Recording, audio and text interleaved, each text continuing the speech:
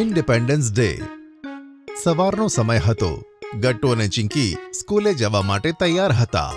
પપ્પા પણ બેઠા બેઠા ટીવીમાં ન્યૂઝ જોતા હતા. અચાનક તેમના ઘરની બહારથી કંઈક અવાજ આવે છે. બહાર એક ટેમ્પો આવ્યો હતો અને તેમાં લાગેલા લાઉડસ્પીકરમાંથી ગીત વાગતું હતું. બાળકો, જ્યારે ઇન્ડિપેન્ડન્સ ડે અને રિપબ્લિક ડે આવવાનો હોય છે ત્યારે આવા ગીતો સંભળાય છે, હે ને? પપ્પા, તમને ખબર છે આ વખતે ઇન્ડિપેન્ડન્સ ડે વખતે સ્કૂલમાંથી કેટલાક બાળકોની ટીમ બનાવશે અને પછી તે બાળકો ગાંધી મેદાન જશે. અરે વાહ, આ તો ખૂબ સારી વાત છે. અને ગેસ વોટ પપ્પા, એ ટીમમાં હું અને ગટ્ટુ અને અમારા ક્લાસના બીજા સ્ટુડન્ટ્સ પણ સામેલ થશે. શાબાશ બાળકો. તો મને એ કહો કે ત્યાં બીજું શું થશે? પપ્પા, ગાંધી મેદાનમાં બીજી સ્કૂલોમાંથી પણ અમારી જેમ જ ટીમ આવશે અને અમે બધા મળીને ત્યાં પહેલા માર્ચ કરીશું. અને પછી ત્યાં ઉપસ્થિત ચીફ ગેસ્ટ ફ્લેગ હોસ્ટિંગ કરશે.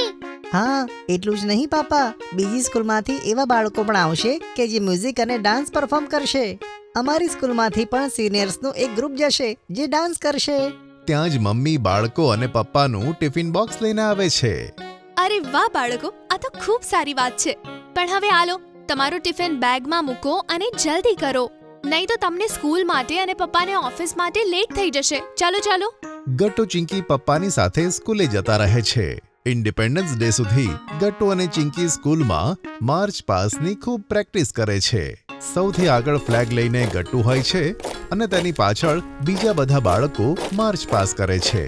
અને આખરે ઇન્ડિપેન્ડન્સ ડેનો દિવસ આવે છે અને ગટ્ટુ ચિંકી સવારે વહેલા ઉઠીને પોતપોતાની હાઉસ ટી શર્ટ પહેરી તૈયાર થાય છે.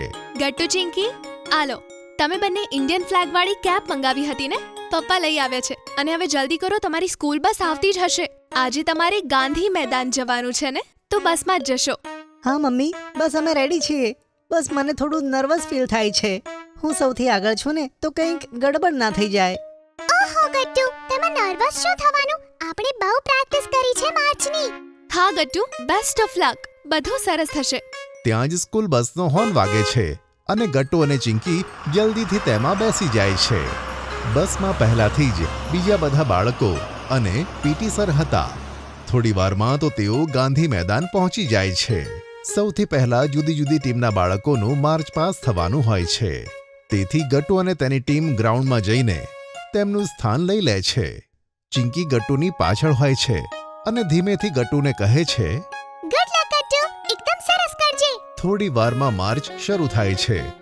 ગટ્ટુ તેનો ઇન્ડિયન ફ્લેગ લઈને આગળ ઊભો રહે છે. ગટ્ટુની સાથે બધી ટીમમાંથી આવેલા લીડર્સ એક સાથે કહે છે, Attention! Stand at ease. Attention!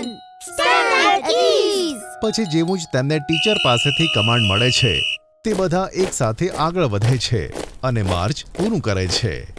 આગળ ઊભા રહીને ગટ્ટુને પોતાની ટીમને લીડ કરવાનું ખૂબ જ ગમતું હતું. થોડી વારમાં માર્ચ પતે છે અને બધા બાળકો પોતાની જગ્યાએ બેસી જાય છે અને ડાન્સ પરફોર્મન્સ શરૂ થાય છે. ગટ્ટુ, તે બહુ સરસ કર્યું. ખાલી મેં નહીં ચિંકી, તે પણ અને બીજી સ્કૂલમાંથી આવેલા બધા બાળકોએ પણ સરસ કર્યું. હા, ચાલો હવે ડાન્સ પરફોર્મન્સ જોઈએ. પછી ફ્લેગ હોસ્ટિંગ પણ થશે. ગટ્ટુ ચિંકી પોતાની સીટ પર બેસીને ડાન્સ પરફોર્મન્સ જુએ છે. તેમના સિનિયર્સ જય હો, દેશ રંગીલા અને માં તુझे સલામ સોંગ પર ડાન્સ કરે છે. ત્યાં જ સ્ટેજ પર ચીફ ગેસ્ટ આવે છે અને બધા બાળકોને કહે છે, બાળકો, હું એક બુક રાઇટર છું. આજે તમને બધાને મળીને અને તમારી સાથે ઇન્ડિપેન્ડન્સ ડે સેલિબ્રેટ કરીને મને ખૂબ આનંદ થયો. તમે બધાએ ખૂબ જ જોશ સાથે આજે તમારા પરફોર્મન્સ આપ્યા. આશા છે કે તમે આ જ જોશની સાથે તમારું સ્ટડી કરશો અને આપણા દેશનું નામ ઉજ્જવળ કરશો. આજના આ પ્રોગ્રામ પછી તમારા બધા માટે મારા તરફથી એક નાની ગિફ્ટ છે અને તમે તેને તમારી પાસે સાચવીને રાખજો. Thank you. પછી તે મેડમ ફ્લેગ હોસ્ટિંગ કરે છે અને ઇન્ડિપેન્ડન્સ ડેની ઉજવણી પૂરી થાય છે. ગટ્ટુ, મેમ કહેતા હતા કે આપણી માટે કોઈ ગિફ્ટ છે. તને શું લાગે છે તે શું હોઈ શકે? ગટ્ટુ કશું કહે તે પહેલા જ પીટી સર ત્યાં આવી જાય છે અને તેમની ટીમના બધા બાળકોને ગિફ્ટ્સ આપે છે. પછી બધા બાળકો બસમાં બેસીને પાછા ઘરે આવે છે. સાંજ પડી અને મમ્મી પપ્પા ખૂબ જ આતુરતાથી ગટ્ટુ ચિંકીની રાહ જુએ છે. અરે બાળકો, આવી ગયા તમે. કેવો રહ્યો આજનો દિવસ? બહુ સરસ હતો પપ્પા, બધું જ બહુ સરસ થયું. અને આ જુઓ, આ સરપ્રાઈઝ ગિફ્ટ્સ પણ છે. અરે વાહ, આ શું છે? મમ્મી તમે જ ખોલીને જુઓ ને.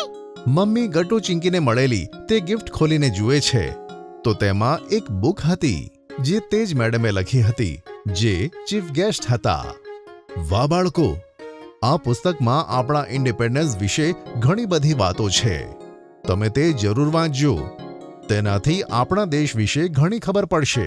તો અમે તેને જરૂર વાંચીશું પપ્પા. ચાલો હવે થોડોક નાસ્તો કરો અને પછી રેસ્ટ કરો. થાકી ગયા હશો ને? અને આ રીતે ગટ્ટુ અને ચિંકી સરસ રીતે ઇન્ડિપેન્ડન્સ ડે મનાવે છે. જો તમને અમારી વાર્તા ગમી હોય તો પુન ટુન કિડ્સને લાઈક, શેર અને સબસ્ક્રાઇબ કરજો.